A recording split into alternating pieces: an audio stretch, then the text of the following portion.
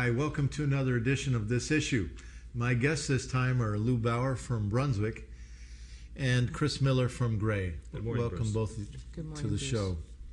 You both are involved in a campaign now around this Real ID issue. What is the problem, Lou, with Real ID? You know, I became aware of that when I heard that there was a Real ID bill coming through our legislature in the last session, and that not many people knew about it.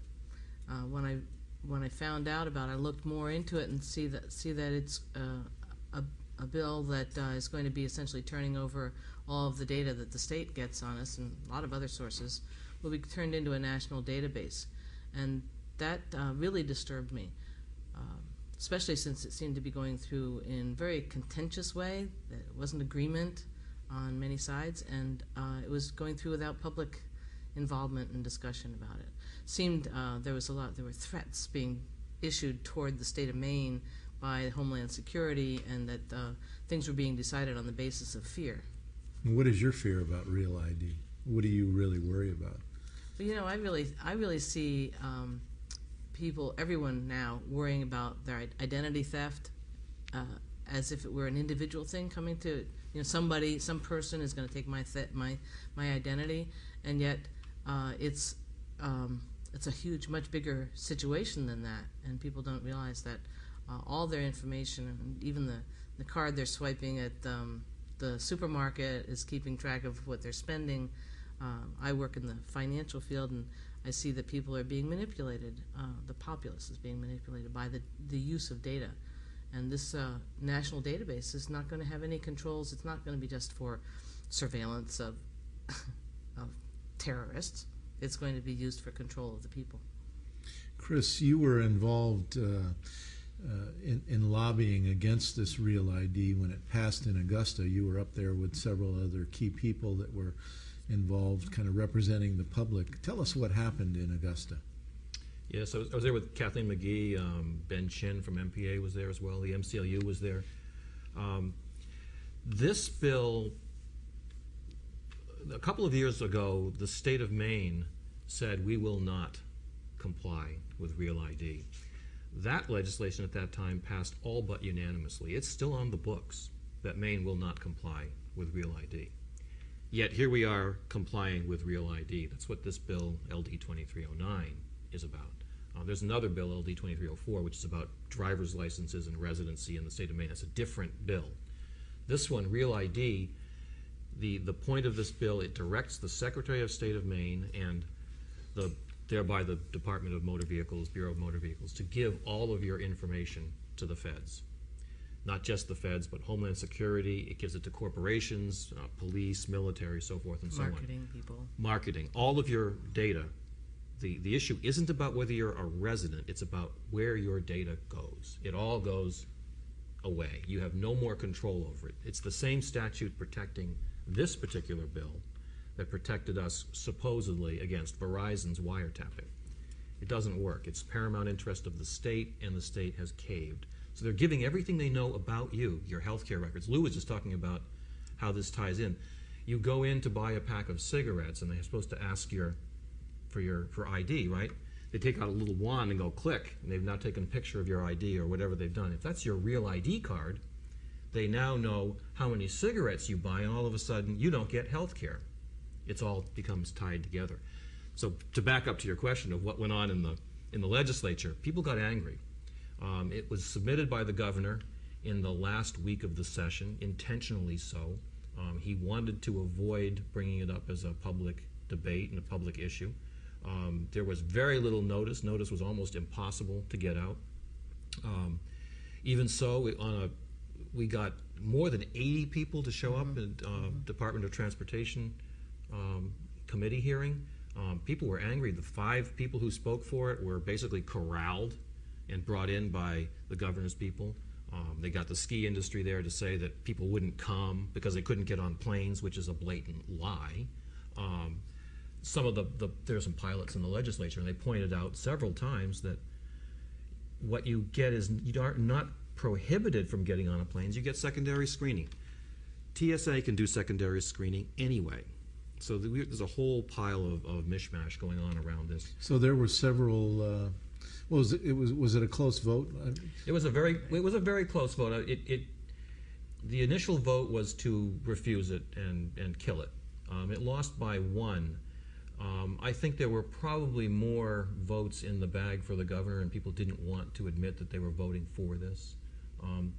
I think ultimately this is about satisfying the police state, is what it really is. And people don't like to buck authority, so I think there may have been more votes than were there. It went down finally with a margin of 3 or 4, I think, at the end. Yeah. And people were angry. You're talking about the legislators? The legislatures, yeah. Those that voted against it, they were angry. What were they saying? They were saying that this is caving in. Largely the issues, there is maybe a dozen big issues on this one, but the issues that the legislature cared about most were states' rights.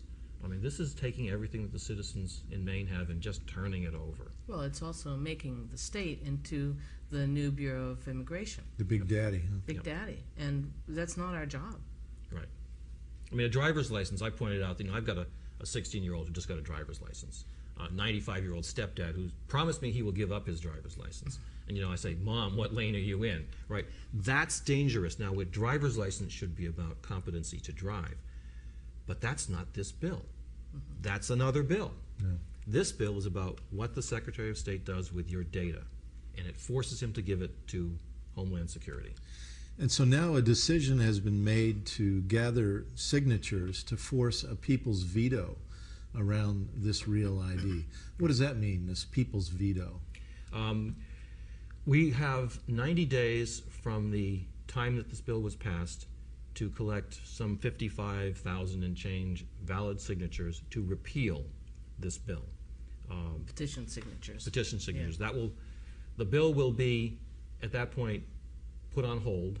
Any implementation of it will not go forward, and it will be put on the ballot in November to vote on. So if the citizens of Maine want to turn Maine into a police state and give over all of their data to Homeland Security, well, they'll have the opportunity to vote on that. Right now, it's being done on the sly behind their backs. But first, 55,000 signatures need to be gathered. Lou, I understand there's a growing coalition of groups. There was a news conference recently in Portland to announce this campaign of the People's Veto. Tell us about some of the, apparently there's some very interesting partners in this coalition. It is very interesting. I mean, MCLU, Maine Civil Liberties Union, is of course a big part of it, and NAACP is involved. There are all sorts, because the bill also targets immigrants and immigrants, legal or otherwise. It brings in a lot of other groups. I think the most interesting thing, though, is that the right of the right and the left of the left, all the full spectrum of people, is working to wake everybody up about this, and hopefully we'll get the repeal. So, for instance, we're working with people who are Ron Paul Republicans, and if you think about it, I mean, that's a classic conservative concern, is privacy and freedom and rights. I mean, that's a flag that's been waved over and over again. Not only that, but also the cost.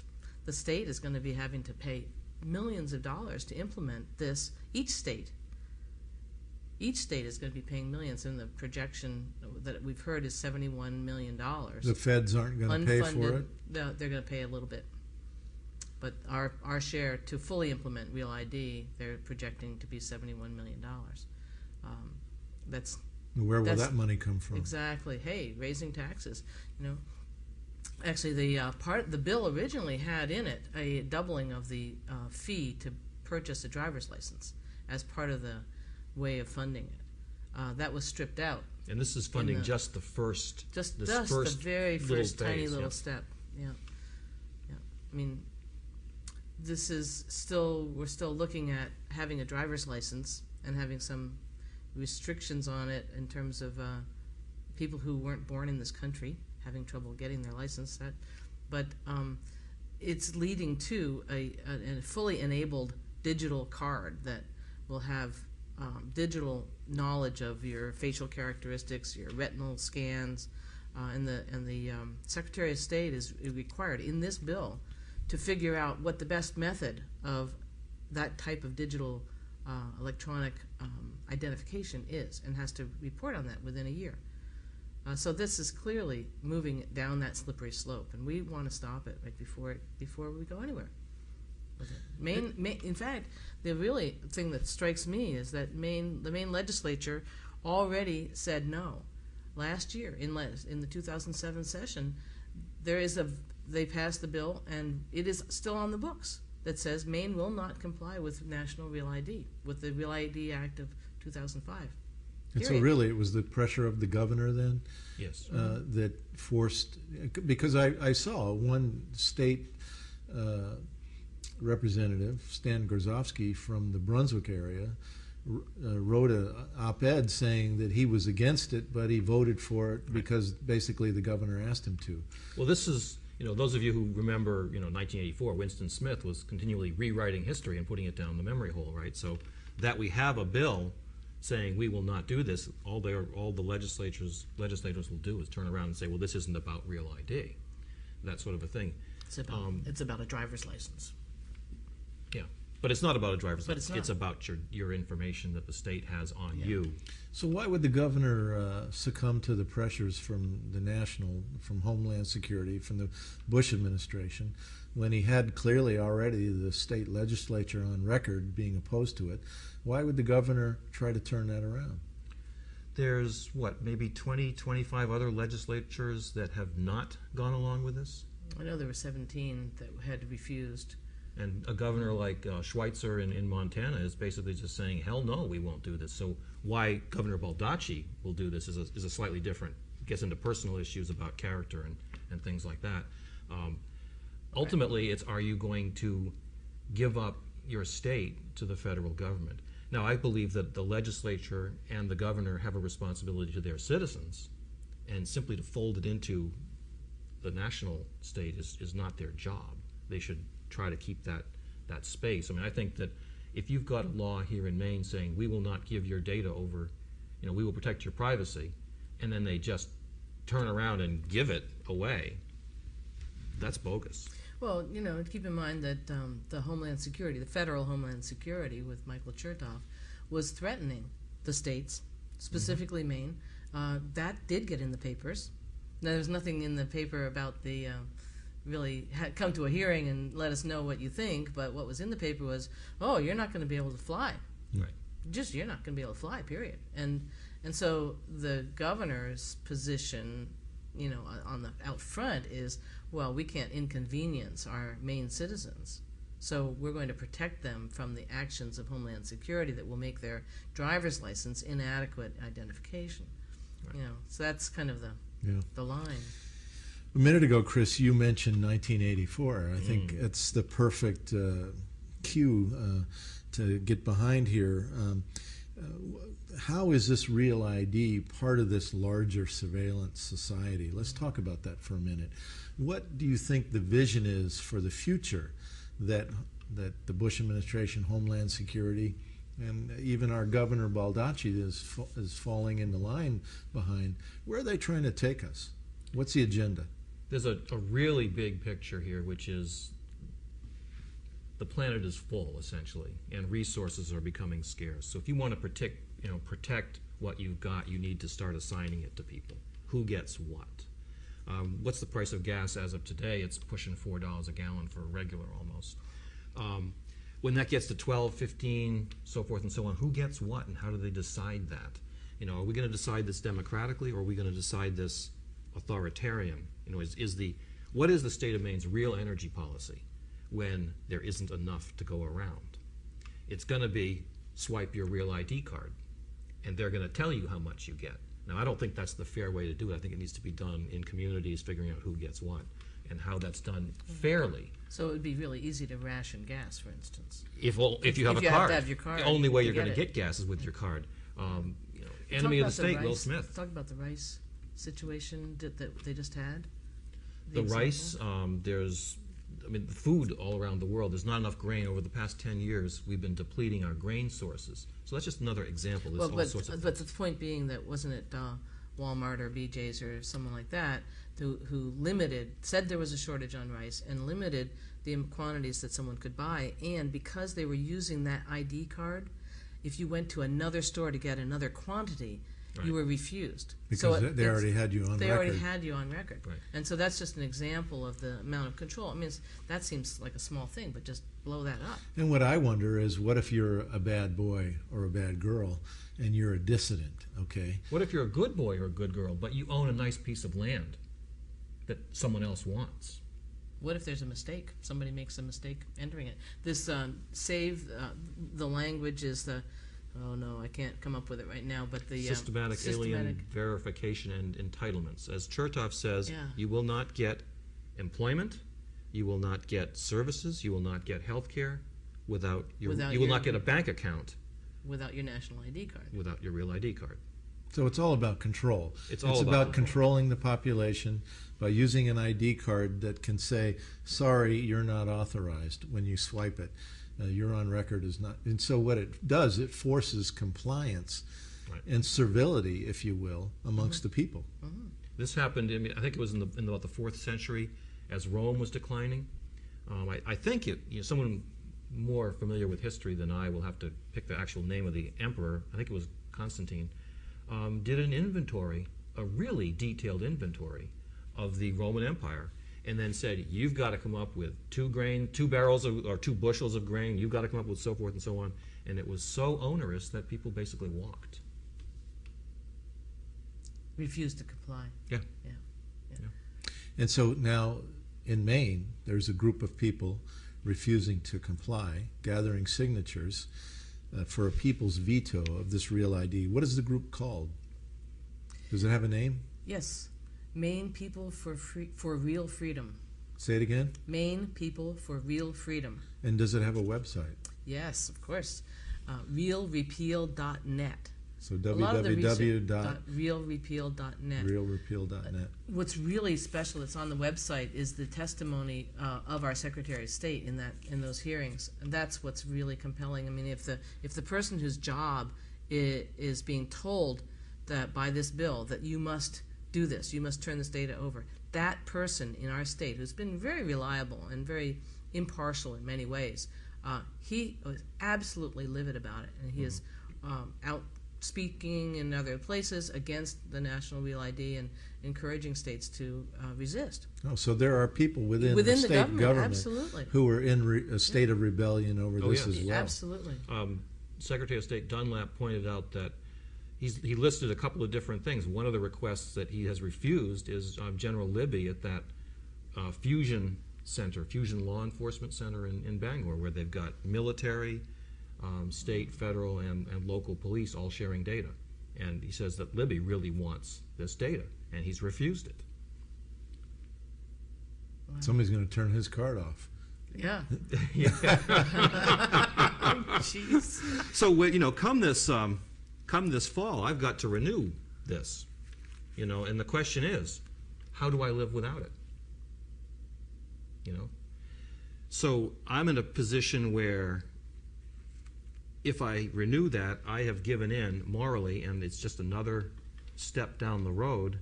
There's a new campaign, huh? Just don't renew your license and see what they do. And then I'll be one of those unlicensed drivers on the road. Oh, that's not good. You could end up in jail You could be for running that. into people, probably because you're not licensed. Well, let me ask this question of Lou. At a recent organizing meeting where folks were planning to gather signatures at the June 10th primary, a woman who grew up in Nazi Germany, apparently, I wasn't there, but I heard this story, had a telling comment about all of this. What did she say? Well, basically that she lived under a police state and she can see that this is what's coming. And she said, it's not the thing to do. We really need to avoid going down that road. One of the other women from WILF, Women's International League for Peace and Freedom, Lukey, commented when she first came to this country, she looked around and said, well, where do I register?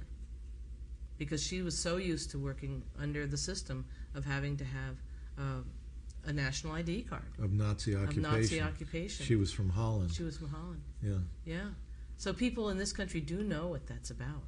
And I remember in the 50s growing up with all the tales about communist Soviet Union, where everybody had a microphone in their apartment, and somebody was listening to everything that was being said.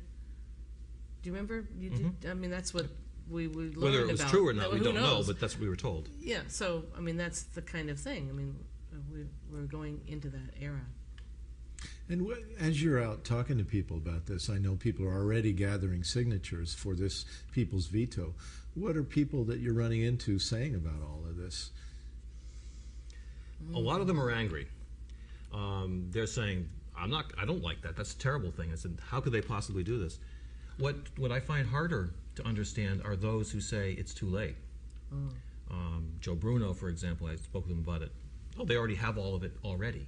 Now, I know that, in fact, they don't, because one of the things I learned at the testimony was that the Secretary of State will not release the photos on our driver's license because they're protected by copyright, of all things. So intellectual property law is actually currently preventing the dissemination of all of this data. So I know that not everything is out there. I certainly don't want to make it easier for information about me to get everywhere. I want to just go back to that thing about if you're a bad guy. It's not just if you're a bad guy. If you're a good guy, things go wrong. The Milgram experiments and so forth. If you give enough people control, even good people, control over other people, they will abuse it. And the most horrible things will happen. Abu Ghraib is a current, easy-to-see example of that. So as we build in this system of dominance and authoritarianism, if you've got a good piece of land, if you've got a pretty daughter, any of this kind of stuff, all of that is going to be up for grabs by the people who have control over you. If you want food, to get your food, what are you going to do? Lou, what do you say to people that are kind of negative about it and say, well, it's too late, they've already got everything, what can we do? There's nothing, you can't stop them. What is your response to people like that? Well, I say that I'm drawing the line. I think it's important for us to stand up and say no. I don't think they have everything already, because if they did, they wouldn't be doing this. Right. They apparently need these steps to be taken, and the compliance with from our government's agencies to comply with it in order to put the whole program into action. And therefore, now's the time. Now's the time to step up and say, no, we're not going to do it. So sort of like democracy, use it or lose it. No kidding. And it just seems like a major turning point. And I think that's what the people who are working with us, the volunteers, I'm the volunteer coordinator, and I talk with them, and those people all get it. They get that this is so critical. Drop everything you're doing.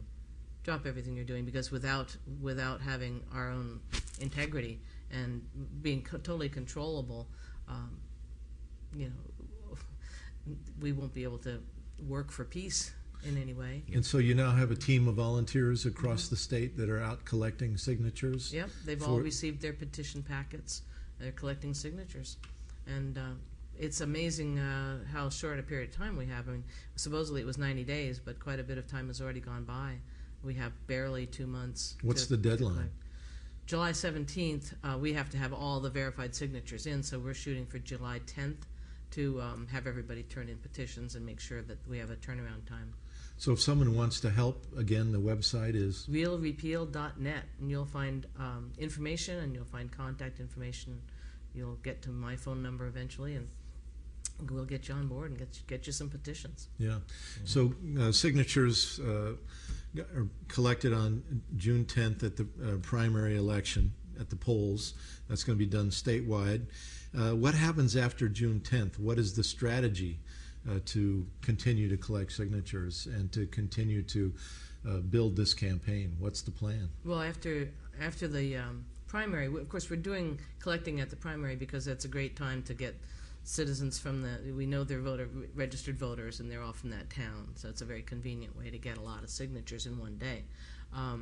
We'll be having everyone call in their numbers, and we'll check to see how we're doing against our 55,000 signature goal. Well, actually 60 or 80,000 signature goal.